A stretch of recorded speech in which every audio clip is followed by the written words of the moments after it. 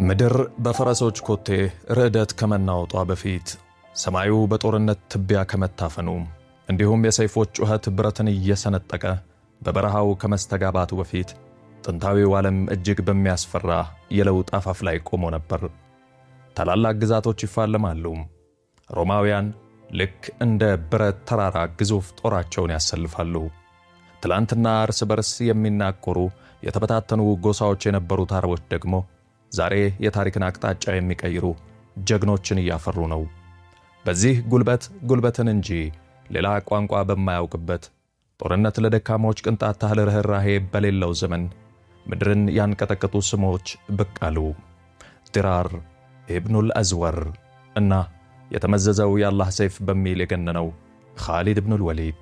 ኻሊድ ማለት ጦር ሜዳ ላይ መኖሩ ሲሰማ ብቻ የጠላት ሰራዊት በድንጋጤ የሚርበደበድለት የጦር ሊቅ ነው።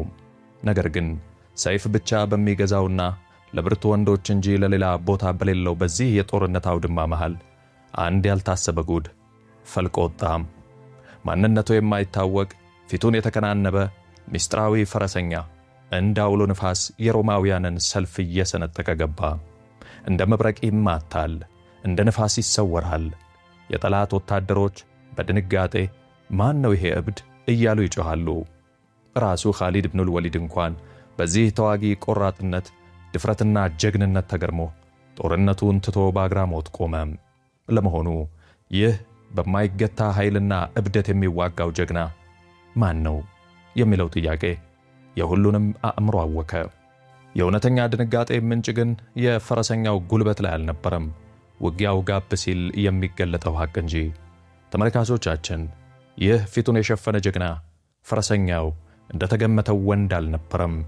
አዎ፣ በሰይፎች መሃል ታሪኳን በደም የጻፈች ከእስልምና ታላላቅ የጦር አዛዦች አንዱን ሳይቀር ግራ ያጋባች በታሪክ በአፈ ታሪክና እንቆቅልሽ ሆና የቀረች ሴት ነበረች።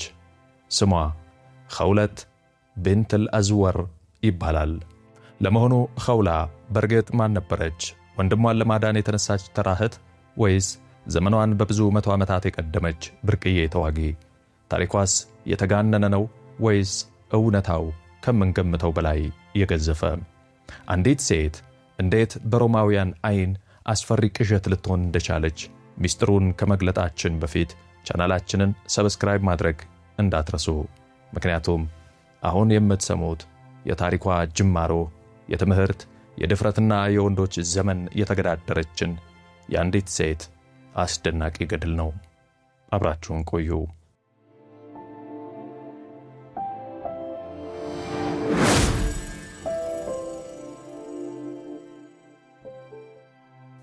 ሰላም የሚለው ቃል ትርጉሙ በጠፋበት በዚያ ዘመን ምድር በግዙፍ ጦሮች ኮቴ ትርበደበድ ነበር። ታላላቅ ኢምፓየሮች ዙሪያቸውን እንደ ዘንዶ ይወጣሉ። ድንበሮች በስምምነት ሳይሆን በሰይፍ በደምና በእሳት በሚሰመሩበት የጨለማ ዘመን ላይ ነበሩ። ሁለት ዝሆኖች ሲጣሉ የሚጎዳው ሳሩ ነው እንደሚባለው በምስራቅ የፋርስ ኢምፓየር እንደ ቆሰለ አውሬ ቢዳከምም አሁንም አስፈሪነቱን አላጣም። በምዕራብ ደግሞ የሮማ ወራሽ የሆነው የባዛንታይን ኤምፓየር ሰፊ ግዛቶችን በብረት መዳፉ ጨብጧል። ምሽጎች፣ ሀብት፣ የጦር መሳሪያዎችና ሙሉ ሀገራትን የደመሰሱ የተደራጁ ሰራዊቶች ነበሯት። ነገር ግን ከዚህ አስፈሪ ግርማ በስተጀርባ ሁለቱ ግዙፍ ኃያሎች ከውስጥ እየተበሉ ነበር። በፋርስና በሮም መካከል ለዓመታት የዘለቀው አውዳሚ ጦርነት ከተማዎችን አቃጥሏል፣ ካዝናዎችን አራቁቷል፣ ሕዝቦችን በረሃብና በግብር አድቅቋል። አሮጌው ዓለም ደክሞ አዲስ ኃይል የሚጠብቅ ይመስል ነበር። እናም ያልታሰበ ነገር ተፈጠረ። ታላላቆቹ መንግስታት ምንም የማይበቅልበት የተበታተኑ ጎሳዎች የሚኖሩበት ደረቅ በረሃ ነው ብለው ከሚንቁት ስፍራ አዲስ ብርሃን ፈነጠቀም። አረቢያ በድርቅ፣ በውሃ ጥም፣ በጎሳ ግጭትና ለአንዲት ግመል ሲባል በሚነሳ የደም አበሳ ትታወቅ የነበረችው ይህቺ ምድር ታሪክን የሚቀይር አብዮት በሆዷ አርግዛ ነበር። እስልምና መጣ። ከአንድ ትውልድ ባነሰ ጊዜ ውስጥ እርስ በርስ የሚፋጁ ጎሳዎች ወደ አንድ ጠንካራ ሕዝብነት ተቀየሩ። ለጎሳቸው ክብር ሲሉ ይዋጉ የነበሩ ወንዶች አሁን ከድንበር በላይ ለሆነ ታላቅ ዓላማና እምነት የሚዋጉ ጀግኖች ሆኑም። ነቢዩ ሙሐመድ ሰለላሁ ዐለይሂ ወሰለም ከዚህ ዓለም በሞት ሲለዩ ዙሪያቸውን የነበሩት ኃይሎች ይህ አዲስ ሕዝብ የሚበተን መስሏቸው ነበር። ግን ተሳስተዋል። የተረጋጋውና አስተዋዩ አቡበክር አስሲዲቅ ረዲየላሁ ዐንሁ በታሪክ ታይቶ የማይታወቅ ወታደራዊና ፖለቲካዊ የጽናት ዘመቻ ከፈቱ። የክህደት ወይንም የሪዳ ጦርነት ተራ የውስጥ ግጭቶች አልነበሩም። አረቢያን በአዲስ መልክ የሠራ ታላቅ ማቅለጫ ምድጃ እንጂ። ከዚህ የእሳት ማቅለጫ ውስጥ ደግሞ በኋላ ላይ የጦር ሜዳዎች የሽብር መግለጫ የሆኑ ጀግኖች ተፈጥረዋል።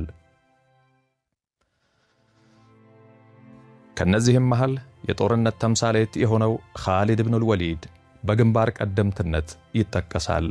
ኻሊድ ማለት ተራ አዛዥ አይደለም፣ ወታደራዊ ተፈጥሮ ያለው ልዩ ፍጡር እንጂ።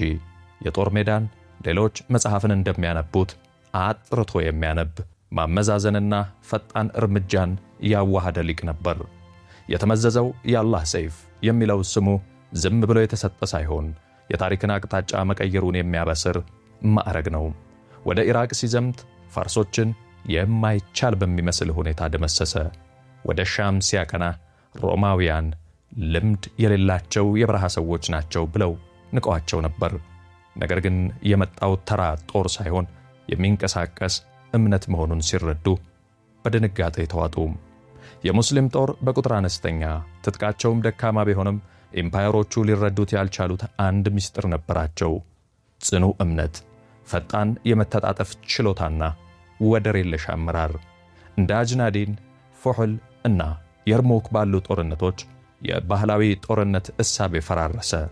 ሮማውያን በተደራጀ ሰልፍ በከባድ ጋሻና ብረት ለበስ ፈረሰኞች ሲመኩ፣ ሙስሊሞች ግን የብርሃን ፍጥነት፣ ድንገተኛ ጥቃትና የማይሰበር ወኔ ታጥቀው ነበር። እስኪ ያስቡት፣ ይህ ጦርነት አሁን በፊልም እንደምናየው ያማረ አልነበረም።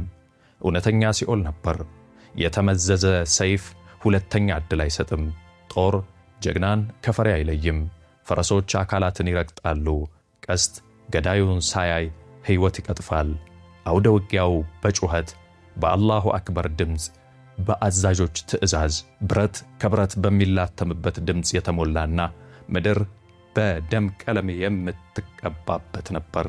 በዚህ ዘመን በሕይወት ለመትረፍ አካላዊ ጥንካሬ ብቻ ሳይሆን የማይናወጥ ልብ ያስፈልግ ነበር። በዚህ የሻም ምድር እጅግ አስፈሪ ፍልሚያዎች ተካሄዱ። ዲራር ኢብኑል አዝወር፣ ኢክሪማ ኢብኑ አቢ ጀህል፣ አቡ ዑበይዳን የመሳሰሉ ጀግኖች ጀብዱ ፈጸሙ። ይሁን እንጂ አንድ ያልተጻፈ ሕግ ነበር።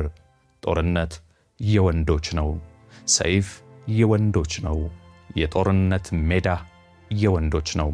ሴቶች ከጀርባ ሆነው በማከም በማበረታታትና በመጸለይ ብቻ ይሳተፋሉ።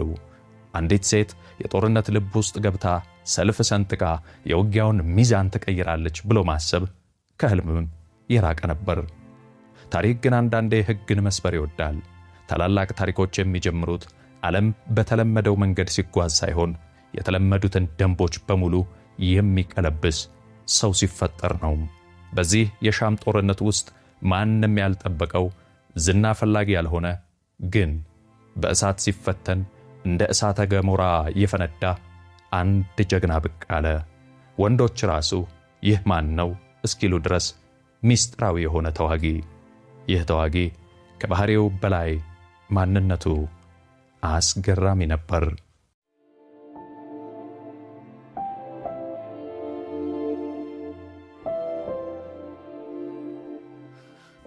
በወታደሮች መካከል ስሟ እንደ እሳት ከመነዛቱ በፊት ኸውላ በበረሃው እምብርት የተወለደች ተራ ሕፃን ነበረች። ነገር ግን ተራ የሚለው ቃል ለዚህ ጭንቋ አይመጥንም። ቆራጥ ዛፍ ከነፋስ ይማራል እንደሚባለው አንዳንድ ሰዎች የሚያንጻቸው ጸጥታ የሰፈነባቸው ከተሞች ወይንም የቅንጦት ቤተ መንግሥቶች ሳይሆኑ ሕይወት ራሷ የጦር ሜዳ የሆነችባቸው አስቸጋሪ አካባቢዎች ናቸው። እስልምና ከድንበሩ ከመስፋፋቱ በፊት በነበረው የአረቢያ ምድር ጎሳህ ዓለምህ ነበር። ማንነትህ፣ ጥበቃህ፣ ክብርህ እና ጣፈንታህ ከጎሳህ ጋር የተሳሰረ ነው። ኸውላ የተወለደችው በኑ አሰድ በተባለ በጀግንነቱ በሚታወቅ ጎሳ ውስጥ ነው። እዚህ በረሃው ዝም ብሎ መሬት ሳይሆን ትልቅ ትምህርት ቤት ነው። አንድ ሕፃን ገና ከልጅነቱ ጀምሮ በአሸዋ ላይ ያሉትን የእግር አሻራዎች ማንበብ፣ የነፋስን ጩኸት ከአደጋ ድምፅ መለየት፣ ጥምን መቋቋምና ጸንቶ መቆምን ይማራል። ፈረሰኝነት ተጨማሪ ክህሎት ሳይሆን የክብር መገለጫ ነበር። ኸውላ ከልጅነቷ ጀምሮ የተለየች ነበረች። ሌሎች ልጃገረዶች ባህላዊ ሚናቸውን እንዲማሩ ሲጠበቅ፣ ኸውላ ግን ከዛ ያለፈ ራዕይ ነበራት። ፈረሶችን እንደ ተራ እንስሳ ሳይሆን እንደ ክንፍ ታያቸው ነበር። ሰይፍ ዝም ብሎ ብረት ሳይሆን እንደ ውሳኔ ተቆጥረዋለች። የጀግኖችን ታሪክ ለጊዜ ማሳለፊያ ሳይሆን እንደ ጥሪ ታደምጠው ነበር። እዚህ ላይ ነው በሕይወቷ ውስጥ ትልቁን ሚና የተጫወተው ሰው ብቅ የሚለው ታላቅ ወንድሟ ዲራር ኢብኑል አዝወር። ዲራር ማለት በኋላ ላይ ከታወቁ የሙስሊም ፈረሰኞች አንዱ የሆነ ወደ ኋላ ማፈግፈግ የማያውቅ ሌሎች ሲሸሹ እሱ ደረቱን ነፍቶ የሚገሰግስ ጀግና ነበር። የዲራር በኸውላ ሕይወት ውስጥ መኖር ተራ የወንድምና እህት ግንኙነት አልነበረም። ከአንበሳ አጠገብ የዋለች ጥጃ እንደሚባለው ዲራር ለእርሷ ቀጥተኛ ትምህርት ቤት ነበር። አይታ ሰምታ ተምራ እንዴት መጽናት እንደሚቻል፣ ክብርን እንዴት ማስከበር እንደሚገባ ጠነቀቀች። እስልምና ሲመጣ አካባቢው በሙሉ ተቀየረ። ውጊያው የጎሳ በቀል መሆኑ ቀርቶ ከእምነትና ከዓላማ ጋር ተሳሰረ። ዲራርም የዚህ አዲስ መንገድ ግንባር ቀደም ተዋጊ ሆነ። ኸውላ ይህን ሁሉ ከሩቅ የምትታዘብ ተራ እህት አልነበረችም። በመንፈስ አብራው ነበረች። ዘመኑ ተራ ሳይሆን ታሪክ አዲስ መልክ የሚይዝበት መሆኑን ተረድታለች። አንዳንድ ሰዎች እንዲህ ባሉ ጊዜያት ዳር ሆኖ ማየትን ሲመርጡ፣ ኸውላ ግን በውስጧ በጸጥታ ትዘጋጅ ነበር። ኸውላ የተሰራችው በአራት ጠንካራ ምሰሶዎች ነው። አንደኛ ልፍስፍስነትን በማያስተናግደው በረሃ፣ ሁለተኛ ጀግንነትን በሚያወድስ ቤተሰብ፣ ሶስተኛ በታላቅ የለውጥና የታሪክ ዘመን እና አራተኛና ዋነኛው ደግሞ የውስጥ ማንነቷ፣ ጎሳም ሆነ ቤተሰብ ሊሰጡት የማይችሉት መንፈስ። አንዳንዶች ጀግንነትን ይማራሉ፣ አንዳንዶች ግን ከነጀግንነታቸው ይወለዳሉ። ኸውላ የሁለተኛው አይነት ሰው ነበረች። በጦርነቱ ውስጥ አዛዦች የሚያደርጉት ንግግር ብቻ አይደለም። አንዳንዴ ሁሉንም ነገር የሚቀይረው አንድ መርዶ ነው። ከሰይፍ ይልቅ በልብ ላይ የሚከብድ ከባድ መርዶ። የሙስሊም ጦር ከሮማውያን ጋር የሞት ሽረት ትግል በሚያደርግበት በሻም ጦር ሜዳ ውጊያው የእምነትና የትዕግሥት ፈተና ነበር። ዲራር ኢብኑል አዝወር ከጀግኖች ሁሉ ደፋሩ፣ አቧራው ፊትን በሚጋረድበት ግንባር ላይ የማይፈራው አንበሳ ነበረ። ነገር ግን እጅግ ኃይለኛ በሆነ አንድ የውጊያ መድረክ ላይ ብረት ከብረት ሲላተም ማንም ያልጠበቀው መርዶ ተሰማ። ዲራር ኢብኑል አዝወር ተማረከ። እስኪ ያስቡት ተመልካቾቻችን፣ መማረክ የሚለው ቃል በቀላሉ ሲነገር ቀላል ይመስላል። በጦርነት ዓለም ውስጥ ግን መማረክ ማለት ውርደት፣ ስቃይና የትላንቱ ጀግና በጠላት እጅ መጫወቻ መሆን ማለት ነው። ለሰራዊቱ ይህ ዜና ከባድ ነበር። ለኸውላ ግን ሰማይ የተደፋባት ያህል እንደ መብረቅ የሚያንዘፈዝፍ የምድር መናወጥ ነበር። ዲራር ለእርሷ ተራ ወንድም አልነበረም። የሕይወቷ አካል፣ የጀግንነት ተምሳሌት ነበር። ዜናው ሲደርሳት ያጋጠማት ድንጋጤ የእህትነት ሐዘን ብቻ አልነበረም፣ የማንነት ስብራት ነበር። ዲራር እንዴት ይማረካል? እንዴት ይወድቃል? አሁን በጠላት ተከቦ ምን እየሆነ ይሆን? በዚህ ቅጽበት የሰው ልጅ አእምሮ ወሳኝ ጥያቄ ገጥመዋል። መውደቅ ወይስ መነሳት? አንዳንድ ሰዎች ማት ሲመጣባቸው በድን ሆነው ይቀራሉ። ሌሎቹ ግን በውስጣቸው አስገራሚ ኃይል ይፈነዳል። ኸውላ ለረጅም ጊዜ የምታለቅስ ደካማ አልነበረችም። አዎ ሐዘን ነበር። ነገር ግን ከሐዘኑ ጀርባ ሌላ ነገር አረገዘች። ቁጣ። ይህ ቁጣ ዝም ብሎ እውር ቁጣ አልነበረም። እውነታውን ያለመቀበል፣ መማረኩን የመካድና የወንድሟን ዕጣ ፈንታ ለጠላት ላለመተው የቆረጠ ጽኑ አቋም ነበር። በዚህች ቅጽበት ነው በበረሃ በጀግኖች ቤት በዲራር ጥላ ስር የተገነባችው ኸውላ ለመጀመሪያ ጊዜ ወደ ገጽታ የወጣችው። ነገሩ አሁን ከሙስሊሞችና ከሮማውያን ጦር አልፎ የወንድሟ ጉዳይ ወደሚል የግል ውሳኔ ተቀየረ። በድንኳን ውስጥ ሆና እንደ ሌሎች ሴቶች እያለቀሰች ወንዶች ሄደው ወንድሟን እስኪያመጡላት መጠበቅ አልቻለችም። ውሳኔዋ እብደት ይመስል ነበር። ነገር ግን የኸውላ ልብ መጠበቅን እንደ አቅመ ቢስነት ቆጠረው። ፍርሃት አልነበረም ማለት አይደለም። ነገር ግን ወንድሜን ማዳን ከሚለው ትልቅ ዓላማ ፊት ፍርሃቷ ተንበረከከ። በዚህች ቅጽበት የዚህ ታሪክ ቁልፍ ቃል ተወለደ። የማይታየው ጀግና መወለድ። ይህ ዝም ብሎ ድራማዊ አባባል አይደለም። ኸውላ በዚህ ውሳኔ የሴትነት ባህሪዋን አልጣለችም። ነገር ግን ማህበረሰቡ በሴት ላይ የጫነውን የአቅም ገደብ ጣሰችው። ዝግጅት ጀመረች። በጦር ሜዳ ላይ በሴትነቷ መግባት አትችልም።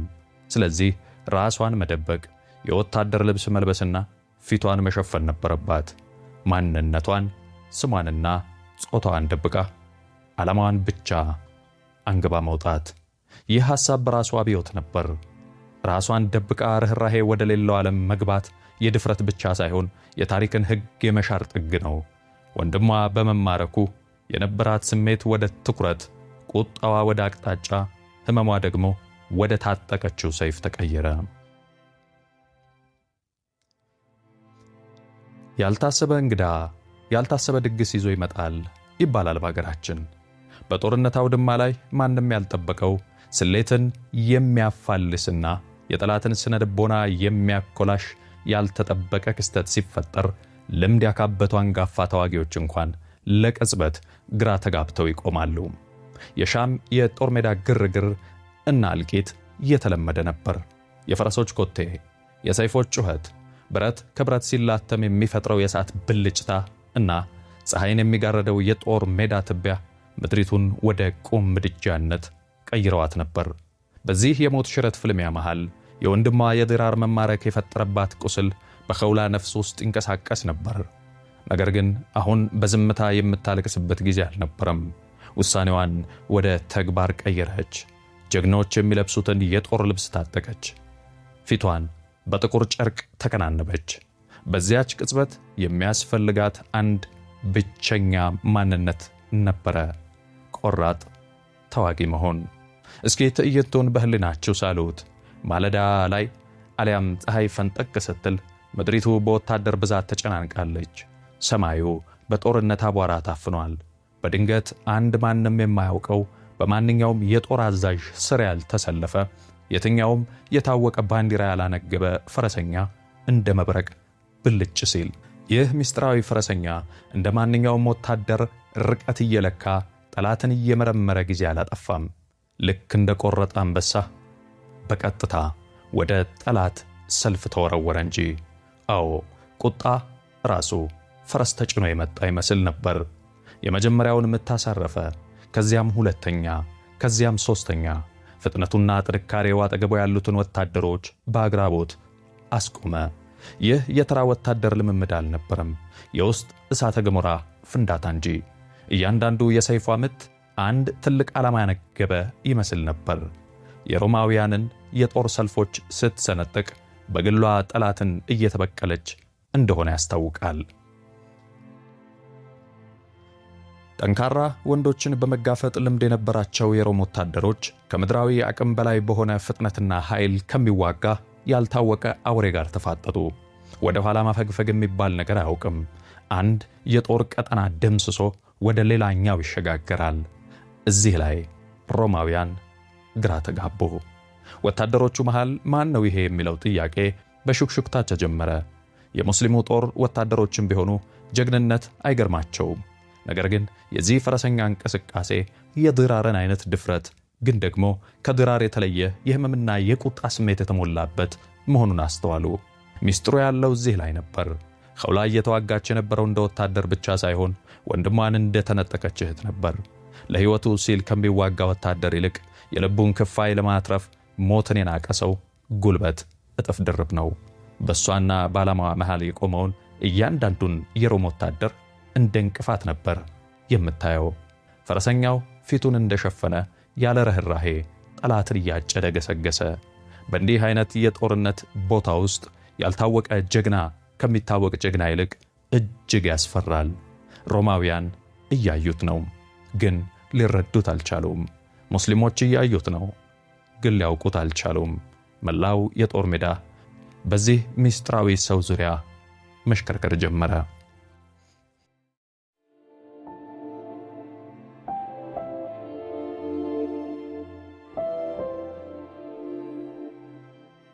ጀግንነት በጦር ሜዳ የተለመደ ነው። ነገር ግን የጦርነት መልክና አቅጣጫ ሙሉ ለሙሉ መቀየር የሚችሉት ጥቂቶች ብቻ ናቸው። የዚህ ፊቱን የሸፈነ ፈረሰኛ መምጣት ዝም ብሎ የኃይል ማሳያ አልነበረም።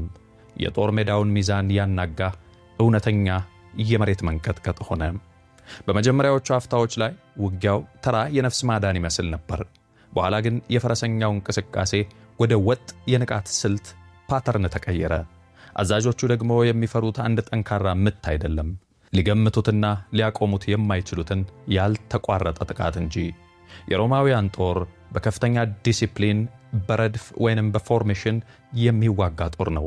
ይህ ስልታቸው ግን አንድ ትልቅ ደካማ ጎን አለው። ሥርዓት አልበኝነት አይወድም። ይህ ፈረሰኛ ደግሞ በሁለት እግሩ የሚራመድ ትርምስ ማለት ነበር። አያሌ ዘመናት የተገነባው የሮማውያን የጦር ስልት በአንዲት ወንድሜን አምጡ ብላ በቆረጠች እህት ፊት የሸረሪት ድር መሆን ጀመረ። ኸውላ የሮማውያንን ደካማ ጎን በማንበብ በቀጥታ ሰልፋቸውን ሰነጠቀች። አንዴ መታች፣ አላቆመችም። ተመልሳ መታች፣ አሁንም አልቆመችም። መድከም የሚባል ነገር አይታይባትም። ፍርሃት የሚባል መዝገበ ቃላት የላትም። የሮም የጦር ረድፎች ወደ ኋላ ማፈግፈግ ጀመሩ። ይህ ማፈግፈግ በሽንፈት ሳይሆን በከፍተኛ የሥነ ልቦና ጫና የመጣ ነበር። ኸውላ በፍጥነቷና በጀግንነቷ አንድ ሰው ሆና ሳለች እንደ 10 ሰው ትታያቸው ጀመር። ሮማውያን ይህን የተናቀ የአረብ ጦር አቅልለው ተመልክተውት ነበር። አሁን ግን ይህ አንዱ ፈረሰኛ በምናባቸው እልፍ አእላፍ ሆኖ ታያቸው። በጦርነት ውስጥ ደግሞ ከእውነት ይልቅ ስነ ልቦናዊ ሽብር የከፋ ጉዳት ያመጣል። በሙስሊሙ ጦር በኩልስ መጀመሪያ ላይ በአግራሞት ነበር የሚያዩት። ቀስ በቀስ ግን አግራሞቱ ወደ ታላቅ ወኔ ተቀየረ። ይህ የማናቀው ሰው እንዲህ ቆርጦ ከገባ እኛ ለምን ወደ ኋላ እንላለን በማለት ሰራዊቱ እንደ አዲስ ተነሳሳ። የጦርነቱ መንፈስ በአንድ ሚስጥራዊ ሰው ምክንያት ሙሉ ለሙሉ ተቀየረ። የሮም የጦር አዛዦች ጦራቸውን ለማደራጀት እንዳትበተኑ ቦታችሁን ያዙ እያሉ ይጮኻሉ። ግን ችግሩ የቦታ መበተን ሳይሆን የልብ መበተን ነበር። አንድ የሮም ወታደር ጓደኛውን በድንጋጤ ለመሆኑ ይህ ማን ነው ብሎ ይጠይቀዋል። መልስ ግን አልነበረም። ኸውላ ግን ይህን የፈጠረችውን ድንጋጤ እያየች አልነበረም። የእሷ ዓይን የሚያየው ከፊት ለፊቷ ያለውን ጋሬጣና ልትደርስበት ያሰበችውን ወንድሟን ብቻ ነበር። ለዝና ወይንም ለማስደመም አልተዋጋችም። በጦርነት ግን የዚህን ያህል ተጽዕኖ የፈጠረ ጀግና ለረጅም ጊዜ ሚስጥር ሆኖ መደበቅ አይችልም። አዛዦች መከታተል ይጀምራሉ። ለመሆኑ ይሄ ማን ነው የሚለው ጥያቄ በሹክሹክታ መቅረቱ አብቅቶ የአንድን ታላቅ አዛዥ ትኩረት ሳበ።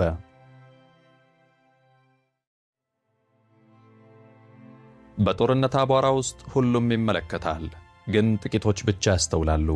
በዚህ ሁከት መሃል ስልትን ከትርምስ የሚለይ ከእያንዳንዱ የሰይፍ ምት ጀርባ ያለውን ስሌት የሚያስብ የሚያነብ አንድ ብሩህ አእምሮ ሁኔታዎችን ይከታተል ነበር። ይህ የየትኛውም ተራ ወታደር አእምሮ ሳይሆን ጦርነትን እንደ ቼዝ ጨዋታ የሚያየው የኻሊድ ኢብኑል ወሊድ አእምሮ ነበር። ኻሊድ አንድን ነገር አስተዋለ ከተባለ ዝም ብሎ ተራ እይታ አይደለም። በሰራዊቱ ውስጥ ጀግንነት የተለመደ ስለሆነ ጀግንነት አይገርመውም። ነገር ግን የዚህ ፈረሰኛ ስልት ቀልቡን ሳበው።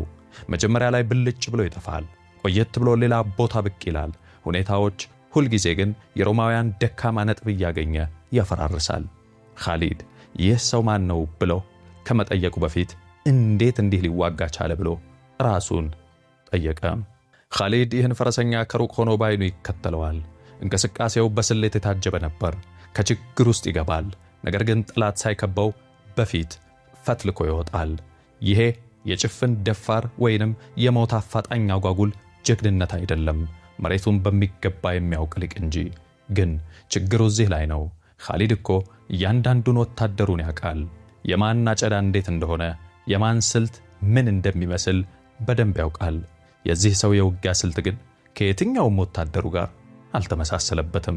በውጊያ ሜዳ ላይ የማታውቀው ኃይል አብሮህ ከተሰለፈ ደግሞ አደገኛ ነው። ኻሊድ ግን ወዲያውኑ እርምጃ አልወሰደም። አባ ብሎ ማለብ እንደሚባለው በጥበብ መከታተሉን ቀጠለ። ቀስ በቀስ አንድ እውነት ተገለጠለት። ይህ ፈረሰኛ ዝም ብሎ ድል ፈልጎ አይደለም የሚዋጋው። የሚፈልገው ሰው አለ። የሚሞትለትን ዓላማ ያነገበ ተዋጊ ከምንም በላይ አደገኛ ነው። በዚህ ቅጽበት ኻሊድ አእምሮውን አሰራው። በዚህ መሃል ኸውላ ጠላትን እያጨደች መገስገሷን ቀጥላለች። ከጀርባዋ አንድ የጦር ሊቅ በንቃት እየተከታተላት መሆኑን አላወቀችም ነበር። ኻሊድ ርቀቱን እያጠበበ ሌሎች ወታደሮች በማንቀሳቀስ ፈረሰኛውን ወደ አንድ ጥግ ማምጣት ጀመረ። ፈረሰኛው እጅግ አስደናቂ፣ ፈጣንና ልብ የሚሰቅል ውጊያ ሲያደርግ ራሱ ኻሊድ እንኳን እኔም እንደዚህ አልዋጋም እስከ ማለት ደረሰ። የማይቀረው ግጭት ተቃረበ። ከጥቂት ደቂቃዎች በኋላ ሚስጥሩ ይፈታል። የሚፈጠረው እውነታ ግን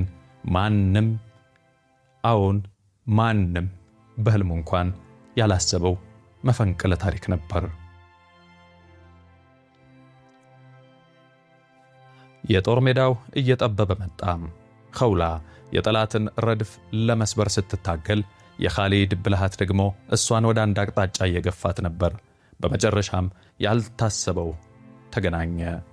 የተሸፈነው ፈረሰኛና ታላቁ የጦር አዛዥ ኻሊድ ኢብኑል ወሊድ ፊት ለፊት ተፋጠጡ። ይህ የተለመደ የጦርነት ግጭት ሳይሆን በእንቆቅልሽና በእውነታ መካከል የተደረገ ንክኪ ነበር።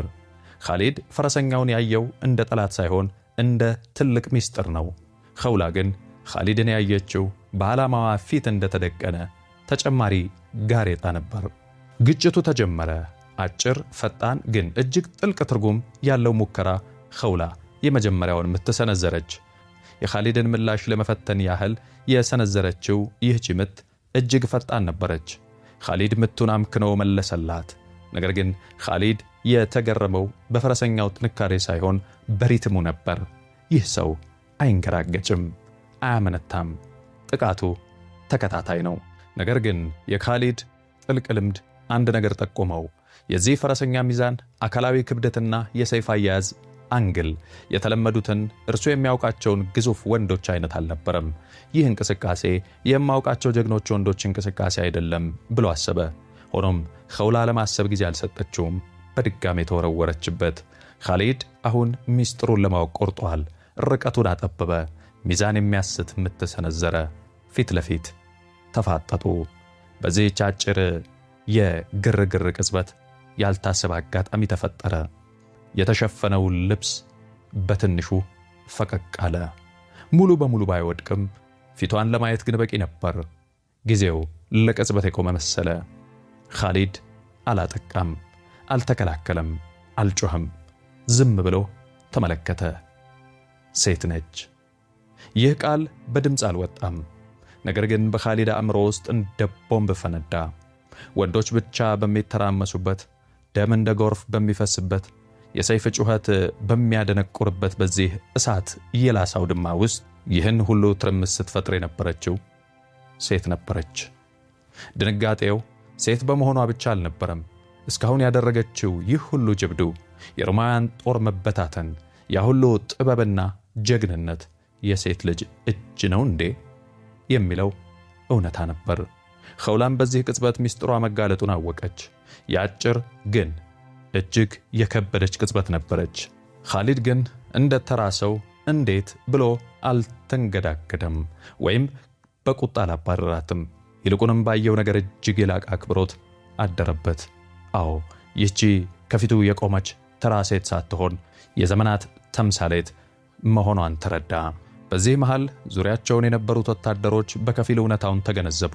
ሴት ነበረች እንዴ የሚለው ጥያቄ በሹክሹክታ ተሰራጨ። ለማመን ይከብዳል፣ ግን ደግሞ አይናቸው እያየ ሊክዱ አይችሉም።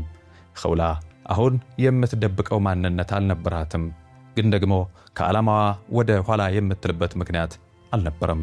የጦር ሜዳው ጥያቄ አሁን ይህ ማን ነው መሆኑ ቀርቶ እንዴት አንዲት ሴት ይህን ልታደርግ ቻለች ወደሚል ተቀየረ። ባህላዊው አስተሳሰብ ተሰባበረ። አፈታሪኩም መጻፍ ጀመረ።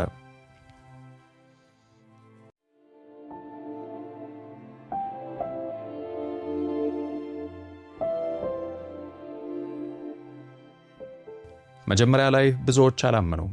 አቧራው አሳስቷቸው ነው፣ ተራ ወሬ ነው የሚሉ ነበሩ። ነገር ግን በጦርነቱ ውስጥ ዓይን ያየውን ልብ አይክድም። ያዩት ሰዎች ማውራት ጀመሩ። የሰሙት ደግሞ አጋነው ማሰብ ጀመሩ። አንድ ወታደር እኔ እኮ አየኋት እንደ 10 ወንድ ስትዋጋ ሲል፣ ሌላኛው አረ ሲከባት ወደ ኋላ አላለችም ይላል። ሶስተኛው ደግሞ አጋኖ ጭራሽ እኮ ሰይፍ አይነካትም ነበር ብሎ ያወራል። የሰው ልጅ ከማስተዋል አቅሙ በላይ የሆነ ድርጊት ሲያጋጥመው እውነታውን ለማስዋብ ማጋነኑ የተለመደ ነውና የኸውላ ስምም ገነነ። የሙስሊሙ ጦር እጅግ ከፍተኛ ኩራት ልቡን ሞላው። ከኛ መሃል አንዲት ሴት ይህን ካደረገች እኛ ወንዶቹ ምን አቅቶን በሚል ታላቅ ወኔ ተነሳሱ። የሴት ልጅ ቦታ ከድንኳን ጀርባ ብቻ ነው የሚለው አስተሳሰብ በተግባር ፈራረሰ። በሮማውያን በኩል ግን ይህ ዜና የሥነ ልቦና ሞት ነበር። ማፈሪያ ሆኑ። አንዲት የአረብ ሴት እንዲህ ካርበደበደችን ጦሩን በሙሉ ብንገጥም ምን ልንሆን ነው የሚለው ሽብር በውስጣቸው ተዘራ። ፍርሃት የሚመጣው ከጉልበት ብቻ ሳይሆን ከምስጢርና ካልተጠበቀ ክስተት ነው። ኸውላ ደግሞ ይህን ምስጢርና ክስተት በአንድ የያዘች የሮማውያን ቅዠት ሆና አረፈችው። ዜናው ከሻም ጦር ሜዳ አልፎ በመላው ዓለም ተሰራጨ። ጦረኛ ወደ ቤቱ ሲመለስ ያወራል። ነጋዴው ለገበያው ያወራል። ኸውላ የሚለው ስም ዝም ብሎ የአንዲት ሴት ስም መሆኑ ቀርቶ የድፍረት፣ የድንበር ጥሰትና የጀግንነት ምልክት ሆኖ በታሪክ ማህደር ሰፈረ። ወዳጆቼ አንድ ትልቅ ጥያቄን ጠይቅ። አሁን የሰማነው ታሪክ ልክ እንደ ተተረከው ቃል በቃል የተፈጸመ እውነት ነው ወይስ ዘመን እያለፈ ሲሄድ አባቶቻችን በፈጠራ ያስዋቡት ትልቅ ተረት?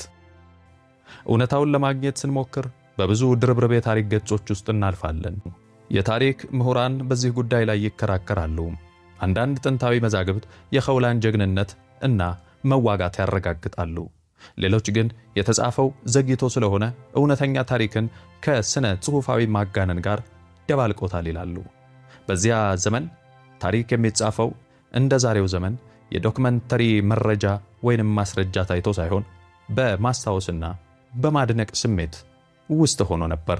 ታዲያ ታሪኩ ውሸት ነው ማለት ነው? በፍጹም አይደለም። ማንኛውም ታላቅ ሰው ሁለት ገጽታ አለው። እውነተኛው ግለሰብና በሕዝብ የተገነባው አፈታሪካዊ ግለሰብ።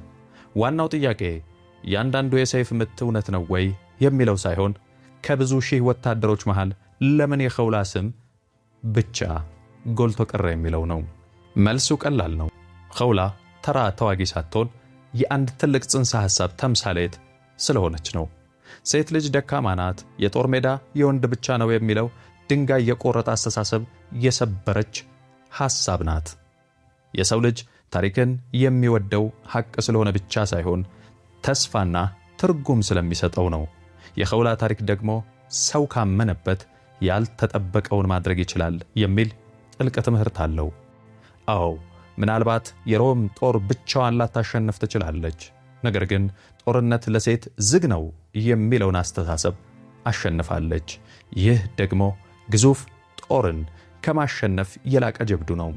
የዘመን ርዝማኔ፣ የአቧራው መብዛት ታሪኳን ቢያደበዝዘው ዛሬም ድረስ ስሟ በክብር ይነሳል። ይህ በራሱ በዚህ በረሃ ውስጥ ማንም ሊክደው የማይችል አንድ ታላቅና ድንቅ ተግባር መፈጸሙን ያረጋግጥልናል።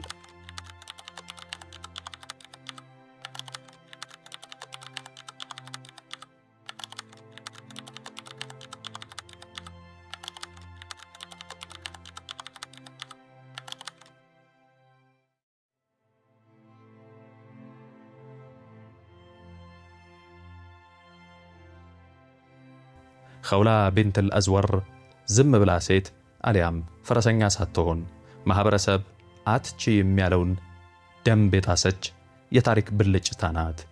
እኔ ያቀረብኩትና የአውደ ውጊያውን ውሎ ክስተቶች ያጠናቀርኩላችሁ ፈትሑ ሻምን ከመሰሉ ይህን ታሪክ ከዘገቡ የታሪክ መዛግብት አውጣጥቼ እንደሆነ ላረጋግጥላችሁ እወዳለሁ።